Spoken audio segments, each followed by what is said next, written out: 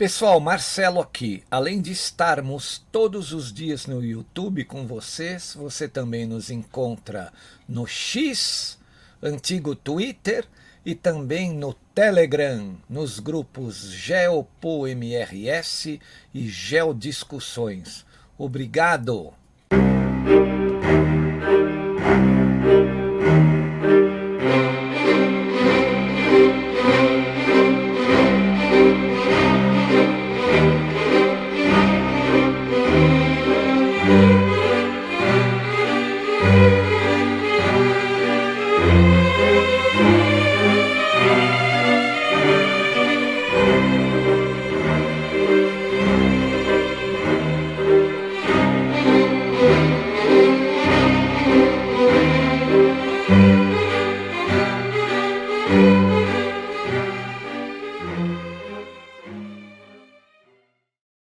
E aí, pessoal, eu sou o Marcelo Rossi, o analista aqui do canal Geopolítica e Operação Retomada, né?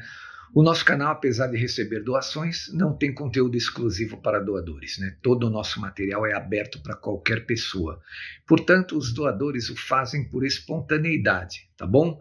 Que isso fique bem claro, não existe conteúdo exclusivo e nem discriminação para não doadores. Todo o nosso conteúdo pode ser acessado por qualquer pessoa.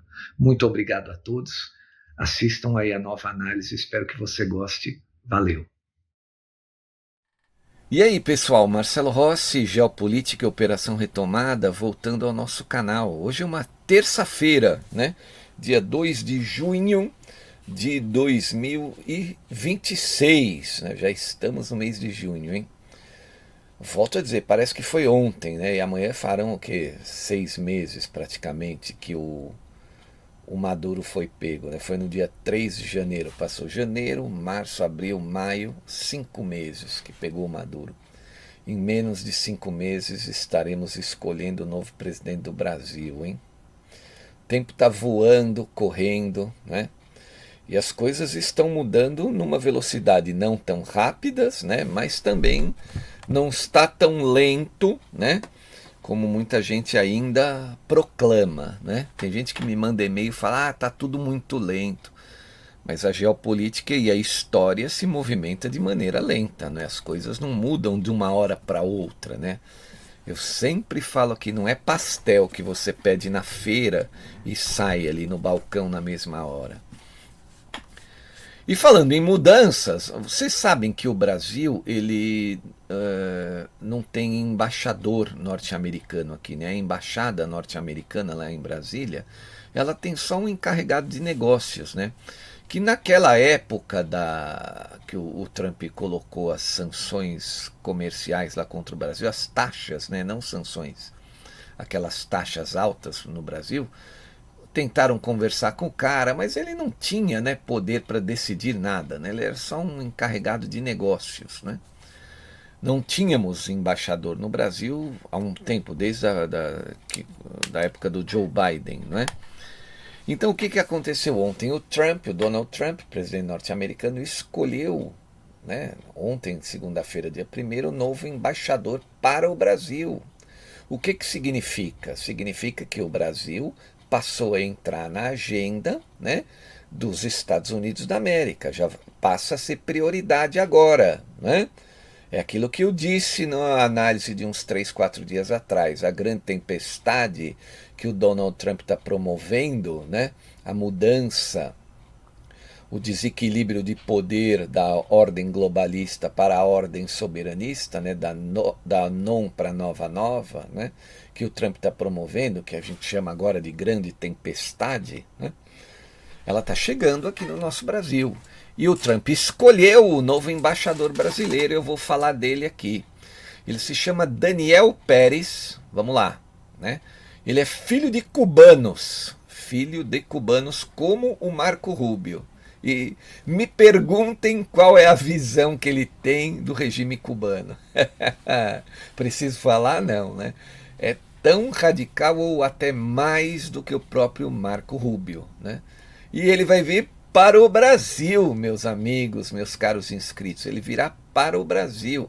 O que isso significa? Que ele vem para cá para não dar mole. Ele virá para não dar mole, não é? Então, o, o Trump agora ele vai querer tratar de muitos assuntos com o Brasil passa a ser uma das prioridades, que nós estamos entrando lá no nosso período eleitoral e tem que haver as mudanças, né?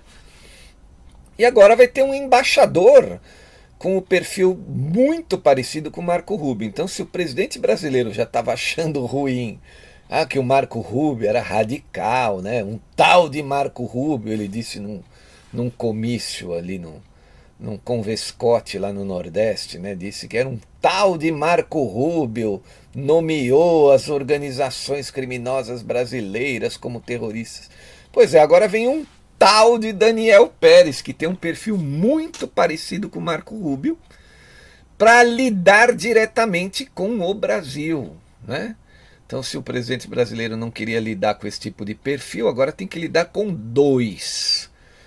Se não bastasse só o Marco Rubio, agora tem o Daniel Pérez também, né? Obviamente que a nomeação do Trump ela tem que ser aprovada pelo Senado norte-americano em Washington, mas vai ser confirmada. Por quê? Porque a maior parte do Senado é republicana, né? E todos os candidatos que o Trump está indicando ali, o Trump está com muita força dentro do Partido Republicano. Se eu não me engano, ele conseguiu mais de 100 candidatos para disputar as eleições de middle terms, né, que vão ocorrer em novembro, para o Congresso norte-americano. Quase todos os escolhidos ali do Partido Republicano, ou praticamente todos, 100%, foram apoiados e escolhidos pelo presidente Donald Trump, né? Então, para vocês verem como ele está com credibilidade e moral dentro do Partido Republicano. Ele virou praticamente o dono do Partido Republicano norte-americano. Aquelas famílias meio rhinos, né? A família Bush, aquele outro lá que apareceu na lista da Venezuela, né? Como é que era o nome dele? Eu esqueci, que era um pai e um filho. Puxa vida. Eu esqueci o nome agora. Alguém vai lembrar aí no campo de comentários do nosso canal? Era um pai e um filho, né? Que o pai, ele tinha até uma fundação lá nos Estados Unidos e tem o filho também, que é um senador, apareceu aí na lista aí de quem estava no bolso do partido SUV da Venezuela ali, né? Partido Socialista Unido da Venezuela. Isso foi um escândalo que aconteceu aí há alguns meses, né? Então, a gente vai... eu vou ler esse texto aqui, que veio do R7, que fala sobre a nomeação, então, do Daniel Pérez, que vai assumir a Embaixada Americana no Brasil, vai lidar diretamente com o ambiente aqui, né, com o establishment brasileiro, e é um homem linha duríssima, republicano, maga, linha dura. Esse é nova, linha dura. Então eles dizem aqui, o presidente dos Estados Unidos, Donald Trump, indicou ontem, segunda-feira, Daniel Pérez para assumir a embaixada americana no Brasil. A nomeação ainda precisa ser aprovada pelo Senado, como eu disse para vocês, mas se confirmada, encerrará um período de mais de um ano sem uma representação diplomática em Brasília. Agora, olha o que diz aqui no texto, olha só o momento. A indicação ocorre em um momento de grande tensão entre os governos brasileiro e americano, pois no último dia 28, o secretário de Estado norte-americano Marco Rubio classificou o primeiro comando da capital e o Comando Vermelho como organizações terroristas, medida que gerou muita preocupação no governo brasileiro, que afirma que não aceitará ações estrangeiras que possam afetar a soberania nacional. Bom, como eu disse para vocês, a lei foi tomada lá em território americano, é uma lei norte-americana. O que vem para cá são os ventos, são os efeitos dessa lei, a não ser que o governo brasileiro não faça nada para combater essas organizações, né? Porque eles já estão usando bancos americanos, já estão mandando drogas para o mercado norte-americano. E a primeiro momento, o que vai acontecer? O governo norte-americano vai sancionar essas organizações, elas já foram parar lá na lista da OFAC, né? Office for Foreign Assets Control, Office Conselho Estrangeiro de Controle de Ativos, né? Seria mais ou menos a tradução do que é a sigla OFAC. Então, eles vão ser, obviamente, bloqueados, né? E todo mundo que tiver ligado a eles. Agora, eu tô chocado porque eu tô vendo um monte de gente ser contra a situação, né? E pelo menos na minha opinião, soberania é o Estado controlar, né? Não deixar um poder paralelo controlar o território. Então, se tem alguém que está arrancando a soberania do Estado brasileiro, são essas organizações. Porque eu quero falar do Comando Vermelho, né? O PCC acho que não tanto aqui em São Paulo, não tem esse controle de território como tem o Comando Vermelho no Rio. Tem alguns lugares lá no Rio que você não entra, o Estado não significa nada, né? Eles mandam ali no pedaço. Isso aí é quebra de soberania, né? Tem alguma coisa pior do que isso? É uma invasão, né, de uma certa maneira, um microestado paralelo, criminoso, dentro do Estado brasileiro. Então como é que você vai dizer que o americano, por ele só querer bloquear essas contas, né? Pelo menos a princípio esse é o primeiro momento, né? Desde que o governo brasileiro, os estados, né, a administração estadual que é responsável pela segurança, que elas combatam essas organizações, o norte-americano não vai pôr o pé aqui dentro, né? É efeito de sanção financeira, sanção de ativos, né? Agora, se não tiver combate, se fizerem corpo mole, eles vão dizer, olha, você não está combatendo ninguém aí, eu tenho que entrar aí para resolver.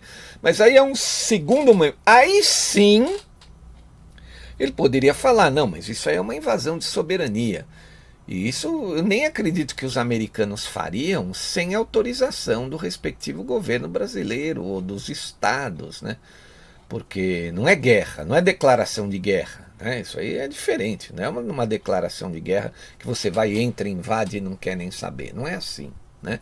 Ninguém declarou guerra às organizações e nem ao território brasileiro ainda, né? Então, mas voltando, então o Donald Trump indicou esse o Daniel Pérez, que ele vai tocar aí, vai conversar, vai lidar agora com o Brasil, que passa a ser prioridade na agenda do Trump, né? Ó. Caso seja aprovado, e muito provavelmente será, né, porque os senadores que vão votar para a aprovação dele têm um perfil parecido com o dele, né? A grande maioria, pelo menos, né? Caso seja aprovado, Pérez substituirá a lacuna deixada pela saída de Elizabeth Bagley, indicada pelo ex-presidente Joe Biden lá atrás, né? Desde janeiro de 2025, então, quando Trump voltou à Casa Branca, a representação diplomática nos Estados Unidos é comandada só pelo encarregado de negócios, que é o Gabriel Escobar, isso que eu disse para vocês no início do áudio, né, da nossa análise. Aí ele faz uma análise aqui na matéria do perfil do Daniel Pérez. Quem que ele é? Então vamos lá. Ele tem 38 anos de idade, ele é presidente da Câmara dos Deputados da Flórida, Câmara Estadual, né? Como se tivesse uma LESP lá, uma LERJ lá na Flórida, né? Ele é o presidente, ele é um deputado estadual que preside a Câmara de Representantes da Flórida, que é o estado mais anticomunista, mais anticubanos e mais luta armada muerte socialista que tem nos Estados Unidos da América, é a Flórida, né? Embora os texanos sejam linha dura, republicanos linha dura, né? O povo chama dos rednecks, tal, mas na Flórida são aqueles que são anti-Cuba, e tudo que venha dessa inspiração espiritual vindo de Cuba, lá na Flórida eles são completamente opositores disso. Por quê? Porque os fugitivos de Cuba, né, aqueles que correm daquele regime, eles vão parar na Flórida, né?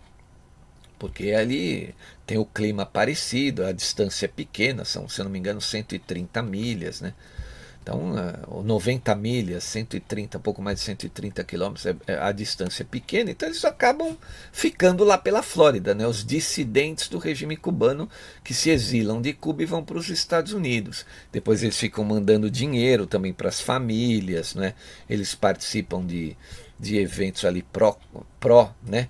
A queda do governo comunista cubano, né? Eles operam dentro da Flórida contra o regime cubano, né? Então, o Daniel Pérez veio da Flórida, os pais dele são cubanos, como Marco Rubio.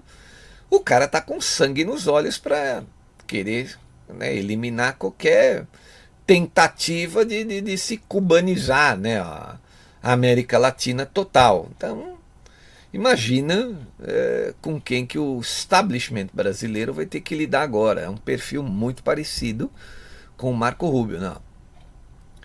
Então ele é integrante do Partido Republicano, obviamente, o mesmo do Trump. Deputado estadual, demonstra muito alinhamento com todas as pautas defendidas pela atual gestão e frequentemente sempre ele usa o slogan Make America Great Again.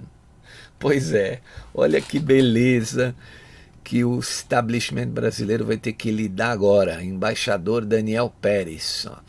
Como exemplo disso, em janeiro desse ano, o Daniel Pérez elogiou a operação na Venezuela que resultou na captura de Nicolás Maduro e de sua esposa Cília Flores. Na ocasião, afirmou que Trump havia tomado medidas decisivas para trazer paz e segurança ao nosso hemisfério e para enfraquecer os cartéis de drogas que, segundo ele, ameaçam os Estados Unidos. Aí aqui na matéria, né, no R7 Internacional, puseram o tweet dele falando, elogiando a operação do Trump que capturou o Maduro, né? E dizendo, né, isso aqui, essa tradução, tem que enfraquecer mesmo os cartéis de drogas, etc. Então é mais uma pedra que o Trump põe no tabuleiro para a gente enxergar a figura que ele está planejando para o Brasil, né? Daniel Pérez, filho de imigrantes cubanos, né? Ele nasceu em Nova York, se mudou para a Flórida, tem só 38 anos de idade, mas é um grande alinhado, né? Ele se define como um cubano-americano de primeira geração, e esses caras cubanos-americanos, no estilo do Marco Rubio, eles são totalmente contra essa mentalidade que você tem hoje no governo brasileiro. Não. Ele se formou pela Universidade Estadual da Flórida, que se chama FSU, foi graduado em Direito, né, pela Universidade Loyola de New Orleans, né, foi eleito pela primeira vez para a Câmara dos Representantes, que é a Câmara dos Deputados da Flórida, né, ele é um deputado estadual, né, em 2017. É casado, pai de 3 filhos, né, e é isso. E agora tudo que for tratado com o Brasil vai ser passado por ele, né? Então eu fico imaginando, ele vai ter uma linha direta com Marco Rubio, que pensa como ele, né? Ou melhor, ele pensa como Marco Rubio, né? Então vai ficar difícil para o governo brasileiro, né, querer negociar coisas com os Estados Unidos. E hoje, veja só, hoje eu já abri ali, já postei nos nossos grupos do Telegram, né, o GeoPoMRS e o Geodiscussões, porque é o seguinte, parece que já tem, ainda é boato, né, mas logo logo deve ter uma definição disso, ainda é zum, né, mas me parece que vai sair logo o resultado da investigação daquela que o Trump colocou contra o Brasil, a seção 301 de comércio, né. E me parece que um dos itens dessa investigação da seção 301, que deixou o Trump realmente com, digamos assim, meio pé da vida, é essa história que aconteceu até com ele, né? Aquela história do Trump Media Group, do Rambo, essa história de trabalharem aqui contra a liberdade de expressão, né? Então, isso aí parece que pode, não estou confirmando ainda é só zum, né?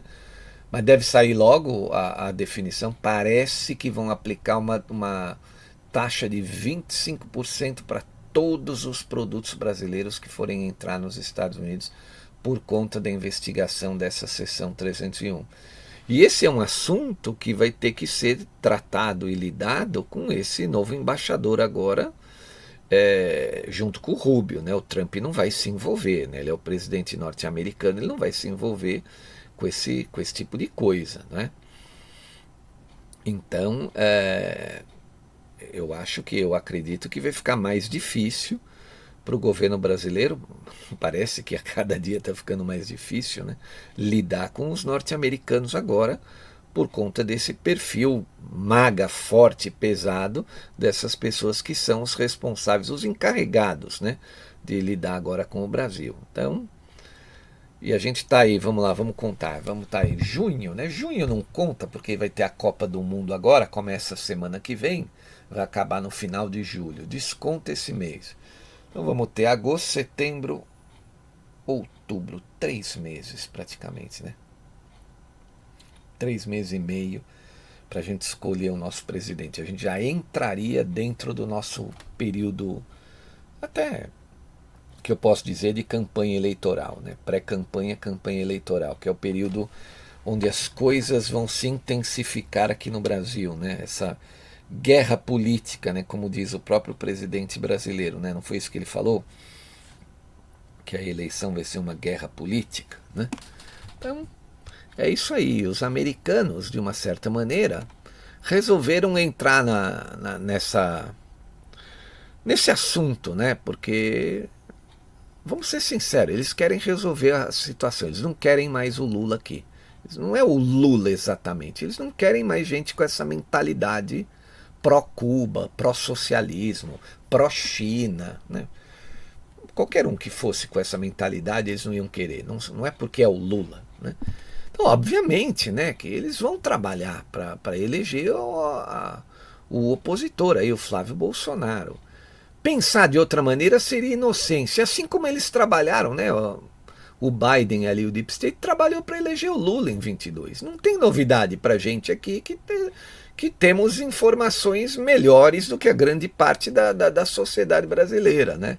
Para a gente não tem novidade, é o que vai acontecer e vai intensificar agora, porque falta pouco para as eleições.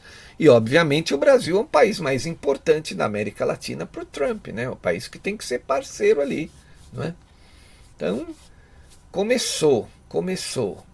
A grande briga começou e o Brasil entrou ali na agenda do presidente Trump. Agora, um grande sinal foi a semana passada, né, a classificação das organizações aí como terroristas, né, e a escolha do embaixador 2 dias úteis depois, né? Então, e vem mais coisas por aí, A gente vai falar aqui nesse canal conforme for acontecendo, tá bom?